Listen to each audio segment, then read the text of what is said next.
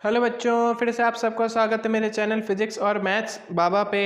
Lecture series हमारी चल रही है स्थिर वैद्युत की इलेक्ट्रोस्टैटिक, उसका पार्ट 9 आज हम पढ़ने वाले हैं, जिसका आज का हमारा टॉपिक है principle of superposition for Coulomb's law. जो हमने फोर्स पढ़ा था उसके अंदर प्रिंसिपल ऑफ सुपरपोजिशन कैसे लगेगा, हिंदी में अध्यारोपण का सिद्धांत उस पर कैसे लगेगा।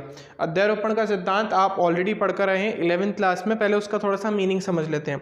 जब मैं कह रहा हूँ कि एक पर्टिकुलर पोजीशन पे बहुत सारी चीज़ें एक दूसरे के साथ क्या कर रही हैं, इंटरैक्ट कर रही है, कहीं ना कहीं एक दूसरे के ऊपर बल लगा रही हैं या कुछ भी हो सकता है। जैसे लास्ट क्लास में आपने वेव चैप्टर पढ़ा था, तरंग, उसके अंदर एक या एक से ज़्यादा तरंगें किसी बिंदु पर आके मिलती है तो उसको अपन क्या बोलते हैं, सुपरपोजिशन ऑफ वेव्स, तरंगों का अध्यारोपण। वही हम अपन यहाँ पे बात करने वाले हैं कि मैं बोल रहा हूँ इस बोर्ड पे बहुत सारे आवेश हैं। सपोज इस बोर्ड पे एक आवेश यहाँ पर है, एक आवेश यहाँ पर है, एक आवेश यहाँ पर है और एक आवेश, ऐसे बहुत सारे आवेश हैं। तो मैं कह रहा हूँ मेरे को इस आवेश के ऊपर लगने वाले बल की गणना करनी है। तो इस आवेश पर ये भी बल लगाएगा, ये भी लगाएगा, ये भी लगाएगा और बहुत सारे लगाएंगे, जितने भी इस पे चार्ज होंगे। तो हमको सुपरपोजिशन प्रिंसिपल में, अध्यारोपण के सिद्धांत में इसी चीज़ की कैलकुलेशन करनी होती है, गणना करनी होती है कि भाई एक सिस्टम, एक निकाय है, उसमें बहुत सारे आवेश हैं, तो उस पर एक पर्टिकुलर आवेश पे किसी एक दिए हुए आवेश पर जो सब मिलकर के जो बल लगा रहे हैं उसका मान क्या होगा, उसकी वैल्यू क्या होगी। बस वही आज अपन इसमें कैलकुलेट करने वाले हैं। मैं वेक्टर फॉर्म में भी बताऊंगा और नॉर्मल तरीके से उसका सिर्फ मैग्नीट्यूड यानी परिमाण निकालना भी सिखाऊंगा। ठीक है, तो देखिए पहले तो उसका डेरिवेशन है, बेसिक सा, बहुत इजी सा डेरिवेशन है, घबराने वाले कोई बात नहीं है, कुछ नहीं। सबसे पहले तो हमको बनाना हमारा टेस्ट चार्ज। टेस्ट चार्ज अपन किसको बोलते हैं, जिसके ऊपर हमको फोर्स की यानी बलों की गणना करनी कि उसके ऊपर जो सब मिलके बल लगाएंगे तो उस आवेश को अपन ने क्या मान लिया यहाँ पे, Q0, कई लोग इसको Q0 भी बोलते हैं। और इसका पोजीशन वेक्टर कितना है, R0 लिख देते हैं या तो फिर R0 वेक्टर, क्योंकि इसको Q0 माना है। पहले मैं आपको बता चुका हूँ R0 अपन मतलब पोजीशन वेक्टर कैसे लिखते हैं। और अपन कुछ आवेश ले लेते हैं, जैसे यहाँ पे मैंने ले लिया Q1। अब Q1 है तो उसका भी पोजीशन वेक्टर होगा, तो उसको अपन में बोल दिया R1 वेक्टर। ऐसे हमारे पास एक और आवेश ले लेते हैं Q2, इसका पोजीशन वेक्टर कितना होगा, R2 वेक्टर। ऐसे हमारे पास बहुत सारे होंगे, तो हमने यहाँ पे सिर्फ 3 बना रहा हूँ और लास्ट में लिख रहा हूँ Qn। आपको पता अपन जनरली n ही लेके चलते हैं, 2 4 10 8 15 लाखों कितने भी हो तो n की वो वैल्यू हो जाएगी। ठीक है, यहाँ पे अपन n आवेश कंसिडर कर रहे हैं। तो मैंने आपको बोला था, जैसे इस याद करिए, जब मैंने आपको 2 आवेशों का एक निकाय बताया था, सिस्टम बताया था 2 चार्जेस का वेक्टर फॉर्म में, जब मैंने आपको बोला था इन दोनों के बीच का जो डिस्टेंस होता है उसकी बात अपन करते हैं और उसके अलॉन्ग जो यूनिट वेक्टर होता है वो देखते हैं। जैसे इसके ऊपर इसको मैंने Q1 नाम दिया, इसको Q2 नाम दिया, इसके ऊपर फोर्स लग रहा है, कौन लगा रहा था, 2 लगा रहा था, तो उसको अपन ने क्या लिखा था, F12 vector equals to K Q1 Q2 upon R12 vector, magnitude का स्क्वायर या फिर से R स्क्वायर और यहाँ पे R12 कैप। तो बस यहाँ पे भी हमको F0 के ऊपर लगने वाले फोर्स के लिए निकालनी है। बस यहाँ पे आपको एक चीज़ पता होनी चाहिए कि R21 वेक्टर जो अपन ने लिया था वो इसके अलॉन्ग लिया था, यानी उसकी डायरेक्शन कुछ ऐसी थी। तो जब मैं कह रहा हूँ कि फोर्स, हमने देखिए फोर्स कहाँ से कहाँ पे ले रहे हैं, हम Q2 से Q1 पे ले रहे हैं। तो हमने जो वेक्टर भी बनाया है वो कहाँ से कहाँ पे बनाया है, Q2 से Q1 पे, क्योंकि फोर्स किसके अलॉन्ग लेना है, इस लाइन के अलॉन्ग, और उसकी डायरेक्शन क्या है, ये डायरेक्शन है। तो जो उसका यूनिट वेक्टर वो भी कहाँ पे आएगा, यहीं पे आएगा। अब मैं कह रहा हूँ सबके सब जो आवेश है, जो चार्ज है, वो कैसे हैं, पॉजिटिव है, तो एक दूसरे के ऊपर बल लगाएंगे। तो जब मैं कह रहा हूँ ये इसके ऊपर बल लगाएगा, तो ये इसके ऊपर कहाँ बल लगाएगा, ये इसके ऊपर कहीं यहाँ बल लगाएगा। इसकी वजह से ये जो फोर्स लगेगा, उसकी वजह से जो फोर्स की डायरेक्शन होगी वो कुछ ये होगी, जिसको अपन नाम दे देते हैं लेट से F, क्योंकि हम 1 से 0 पे लगा रहे हैं तो जिस पे लगता है उसको पहले लिखते हैं, जिस पे जो लगा रहा है उसको बाद में लिखते हैं, यानी F01। जैसे मैंने आपको पहले भी सिखाया था, 1 पे लग रहा है, कौन लगा रहा है, 2, ये फ्रॉम और ये 2। ऐसे ही इसका वेक्टर भी, यूनिट वेक्टर भी इसी के अलॉन्ग होगा। उस यूनिट वेक्टर को अपन क्या बोलेंगे, R01 वेक्टर। ऐसे ही जब मैं दूसरे बल के बारे में बात करूंगा, इसको मैं थोड़ा सा प्रॉपर बना देता हूं ताकि हम जब इसके ऊपर डायरेक्शन बताएं तो वो थोड़ी कंफ्यूजिंग ना हो। तो मैं इस Qn को यहाँ पे मान लेता हूँ और इसका Rn भी यहाँ पे हम कंसिडर कर लेते हैं। ठीक है, सो ये जब अब R2 के बारे में बात करें तो R2 इसके ऊपर, R2 को भी थोड़ा पीछे करते हैं ताकि आपको प्रॉपर दिखे, कहीं पे भी हो सकते हैं ये। तो ये हमारे पास Q2 हो गया। ठीक है, ये इसके ऊपर फोर्स कैसे लगाएगा, ये इसके ऊपर फोर्स कुछ इस तरीके से लगाएगा, जिसकी जो इसके अलॉन्ग जो यूनिट वेक्टर होगा वो कितना होगा, R02, और इसके फोर्स की डायरेक्शन कहाँ पे जाएगी, इधर की तरफ, ठीक है। इसको अपन बोलेंगे F02 वेक्टर, ठीक है। ऐसे जब मैं थर्ड वाला लगाऊंगा तो थर्ड वाले का भी कुछ इस तरीके से बन जाएगा। जो अपन ने Rn नंबर का माना है उसके लिए भी क्या हो जाएगा, इस तरीके से हो जाएगा। डायग्राम में आपको कंफ्यूज नहीं होना है, सिर्फ लाइंस बनानी है जो उस चार से निकल के जिस पे भी आप बल लगाना चाहते हैं उसकी डायरेक्शन में लगे, ठीक है। मैं आपको थोड़ा स्पेसिफाइड डायग्राम बताता हूँ। जैसे मैंने इसको तो थोड़ा बड़ा बना दिया, इसको अपन ने बोल दिया Q0, एक आवेश यहाँ पे ले लिया, एक आवेश हमने यहाँ पे ले लिया, और एक थर्ड को अपन कहीं यहाँ पे ले लेते हैं, ठीक है। इसको मैंने Q1 नाम दिया, इसको मैंने Q2 नाम दिया, और इसको मैंने Qn नाम दिया। ये Rn वेक्टर, R1 वेक्टर और ये R2 वेक्टर। तो डायरेक्शन कैसी बनेगी, ऐसी। ये हमारे पास हो गया R01 वेक्टर। इसका जो फोर्स होगा वो इस डायरेक्शन में होगा, F01 वेक्टर। फोर्स हमें नहीं बनाना चाहे तो बना लीजिए, कोई इशू नहीं है। ऐसे ही इसके बारे में अपन बात करें तो F02 vector, sorry R02 vector, और इसका जो फोर्स है वो जाएगा F02 वेक्टर। ऐसे जब मैं थर्ड वाले के बारे में बात करूँगा तो थर्ड वाले के लिए थोड़ा सा थर्ड वाले को प्रॉपर बना देते हैं ताकि आपको कन्फ्यूजन नहीं हो। सो ये थर्ड वाला का यहाँ पे है ना, Qnth नंबर का। सो इसकी वजह से यहाँ पे लगेगा जिसको अपन बोल रहे हैं R0n वेक्टर, और उसका फोर्स कुछ इस डायरेक्शन में होगा, वो होगा F0n वेक्टर। तो कुछ इस तरीके का सिनेरियो। ऐसा मैंने n बहुत सारे एवरेज के अंदर ले लिए जो सब मिलकर के किसके ऊपर बल लगा रहे हैं, Q0 पे बल लगा रहे हैं। सो हमको क्या करना है, बस इसके लिए फोर्स की गणना करनी है। तो ये फॉर्मूला अगर आपको जनरल फॉर्मूला लर्न है तो बस आपका काम हो जाएगा। अगर मैं कह रहा हूँ कि मुझे F0 पे लगने वाला बल निकालना, तो मैं उस बल को बोल देता हूँ F0 टोटल, या नेट फोर्स बोल देते हैं। नेट फोर्स यानी कुल बल किस पर, A पर। ये जो 0 नंबर है F0, इस पर लगने वाला कुल बल कितना है, F नेट। ये किसके कुल हो जाएगा, कौन कौन लगा रहा है, F01 लगा रहा है, F02 ये दूसरे ने लगाया, F03, ऐसे लास्ट में F0n लगाएगा, ठीक है।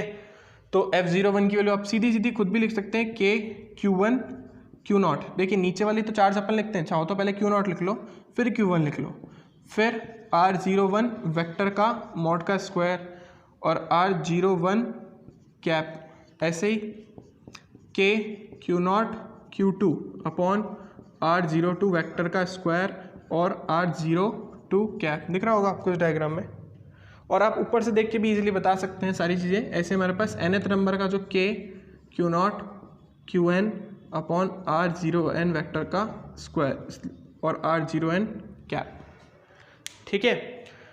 अब हमको क्या करना है, बस इन सब में से जो कॉमन आ रहा है वो देख लीजिए। इसमें से जो कॉमन आ रहा है वो सिर्फ K ही कॉमन आ रहा है, और Q0 कॉमन आ रहा है, वो हम ले लेते हैं। यहाँ पे हमारे पास बन जाएगा Q1 R01 वेक्टर के मॉड का स्क्वायर और R01 cap plus Q2 R02 vector का मॉड का स्क्वायर और ये R02 कैप और plus Qn upon R0n vector के मॉड का स्क्वायर और R0n कैप। सो कुछ भी नहीं है, बस सिंपल है यही। अब आप चाहे तो उसको समीशन की फॉर्म में लिख सकते हैं, सिग्मा की फॉर्म में। अगर आपको समझ आता है तो लिख लीजिए, नहीं आता तो कोई इशू नहीं है। अगर मैं सिग्मा की फॉर्म में लिखूंगा तो QI, क्योंकि ये वैल्यू चेंज हो रही है, अपॉन और कौन सी नीचे 0I और इस वेक्टर के मॉड का स्क्वायर, 0 एज इट इज़ है, I चेंज हो रहा है। जो चेंज हो रहा है ना, बस उसकी जगह हमको I लिखना होता है। सो I की वैल्यू कहाँ से कहाँ तक है, 1 से लेके n तक, और एक K Q0 बाहर। This is the net force जो किसके ऊपर लग रहा है, Q0 के ऊपर। बस यही है प्रिंसिपल ऑफ सुपरपोजिशन। अगर हमको सिर्फ मैग्नीट्यूड निकालना होता, डायरेक्शन नहीं देखनी होती, तो हम कुछ नहीं लिखते, K Q0 Q1 और उन दोनों के बीच का जो डिस्टेंस है उसका स्क्वायर, फिर ऐसे K Q0 Q2 उन दोनों के बीच का जो डिस्टेंस है उसका स्क्वायर, एंड सो ऑन। इसके ऊपर एक दो न्यूमेरिकल देख लेते हैं तो आपको क्लियर हो जाएगा कि एक्चुअली हम करना क्या चाहते हैं, ठीक है। तो देखते हैं इसके ऊपर कुछ न्यूमेरिकल।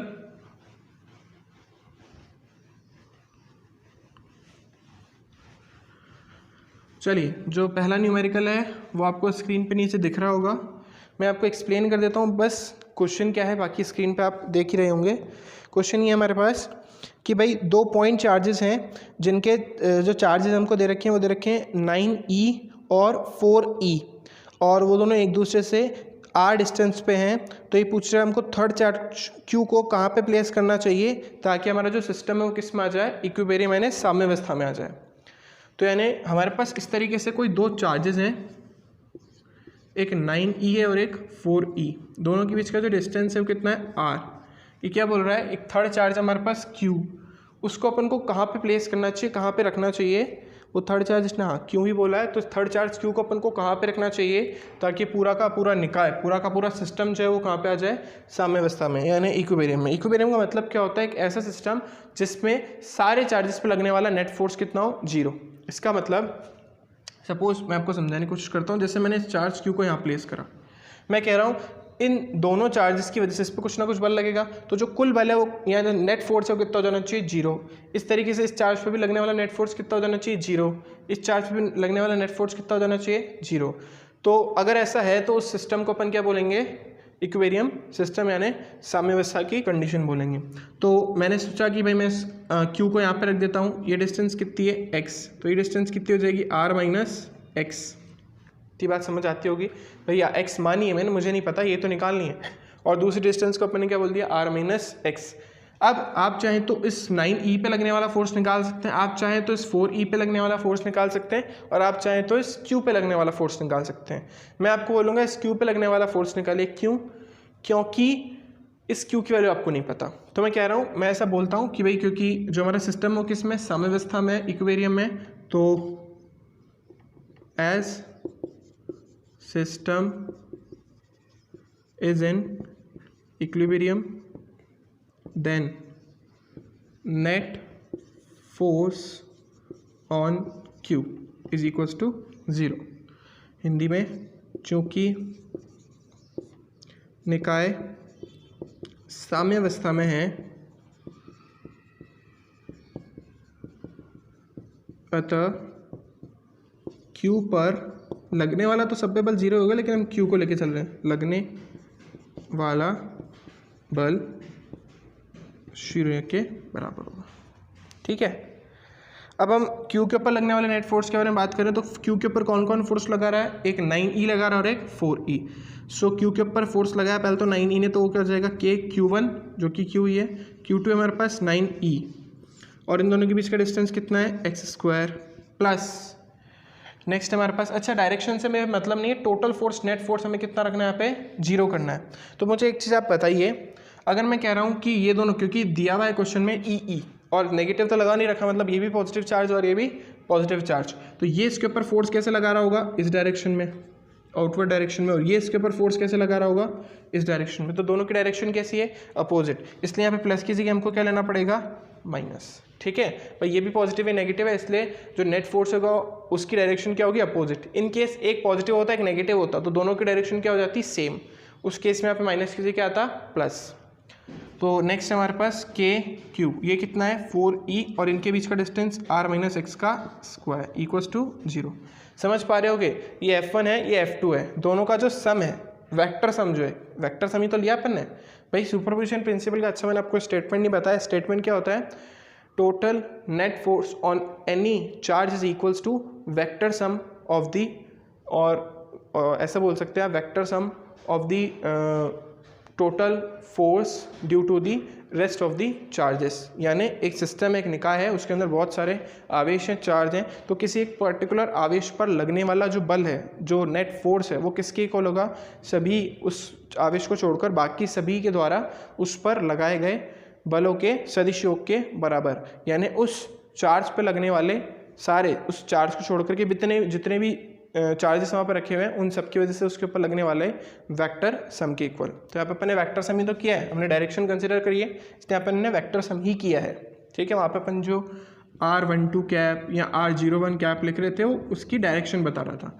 एक की डायरेक्शन अगर इधर है तो एक की इधर है, इसलिए हमने यहाँ पे क्या लगा दिया, माइनस। ठीक है, स्टेटमेंट क्या है, हम बोल रहे हैं कि भाई हमारे पास एक सिस्टम है, एक निकाय है, उसमें बहुत सारे आवेश हैं, बहुत सारे चार्जेस हैं, तो उस चार्ज में किसी एक चार्ज पे लगने वाला जो नेट फोर्स होगा, कुल बल होगा, वो उस चार्ज के अलावा उस निकाय में, उस सिस्टम में जितने भी आवेश हैं, वो सब जितना उसके ऊपर बल लगा रहे हैं, उन सब का वेक्टर सम, सदिश योग। चलिए, तो इसको अपन को सॉल्व करना है और यहाँ पे अपन को एक्स की वैल्यू निकालनी है। सॉल्व करने पर हमारे पास आ जाएगा K Q 9e upon X square equals to K Q 4e upon R minus X का होल स्क्वायर। जैसे मैंने आपको बोला था काफ़ी चीज़ें कैंसिल हो जाएगी, ये कैंसिल हो गया, ये भी कैंसिल हो गया, हमारे पास आ रहा है 9 अपॉन X square equals to 4 upon R minus X का होल स्क्वायर।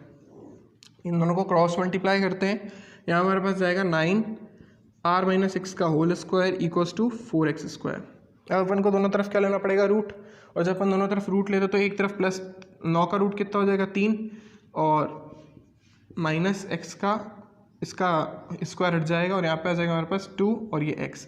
ध्यान रखें जब भी अपन रूट लेते तो प्लस माइनस का साइन आता है, ठीक है। अगर A square equals to B square कहीं लिखा है, मैंने लिखा A square equals to B square, मैं रूट लूँगा तो मैं क्या लिखूँगा A equals to plus minus B, ठीक है। प्लस माइनस जरूरी नहीं आप यहाँ पे लगाएं, यहाँ पे भी लगा सकते हैं, एक तरफ को आपको प्लस माइनस लेना ही पड़ेगा। सो सॉल्व करते हैं, तो एक बार प्लस के लिए करते हैं, ये प्लस के लिए कर रहे हैं हम, तो 3r minus X is equals to 2x। पहले प्लस के लिए कर रहे हैं, फिर उसके बाद किसके लिए करेंगे हम, माइनस के लिए। तो माइनस के लिए हमारे पास आ जाएगा यहाँ पे 3r minus X equals to minus का 2x। इसको सॉल्व करेंगे तो 3r minus 3x is equals to 2x, ठीक है। और ये वहाँ पे जाके कितना हो जाएगा प्लस, तो 3r इक्वल्स टू हमारे पास हो गया 5x, यहाँ से x के वैल्यू कितने आ गए 3/5r। इसको सॉल्व करते हैं, इसके अंदर हमारे पास आ गया 3r minus 3x is equals to minus का 2x। ये आपका जब आप इसको उधर लेके जाएंगे तो 3r इज इक्वल्स टू हमारे पास माइनस का 2x प्लस का 3x। यहाँ से हमारे पास x की वैल्यू आ रही है, वो आ रही है 3r के इक्वल। आपको एग्जाम में ध्यान रखिए दोनों आंसर निकालने, एक निकाल कर आएंगे तो मार्क्स आपको पूरे नहीं मिलेंगे। इसका मतलब क्या है, इसका मतलब है कि ये जो x है वो यहाँ पर भी हो सकता है ना, x की वैल्यू जो है वो अपन ऐसा बोलेंगे कि जो चार्ज आपको रखना है, जो आवेश रखना है वो 9e से कितने डिस्टेंस पर है, 3/5r, 3/5r पर, किससे 9e से, या 9e से कितने डिस्टेंस पर है 3r। मतलब उस आवेश को आप इस डिस्टेंस से 3 गुनी, मतलब यहाँ पे कहीं आवेश होगा ना, यहाँ पे मैं मान लेता हूँ ये कितना डिस्टेंस हो गया हमारे पास 3r, तो उस q आवेश को आप यहाँ पे भी रख सकते हैं। तो दो पोजीशन हो गई, यहाँ तो इनके बीच में रखिए जिसकी 9a से दूरी कितनी है इतनी, और यहाँ फिर आप इसको यहाँ पे रखिए, ठीक है। दोनों आपको आंसर निकाल के आने, यहाँ पे अगर r की जगह कोई वैल्यू होती तो आप वो भी सब्सटीट्यूट कर देते।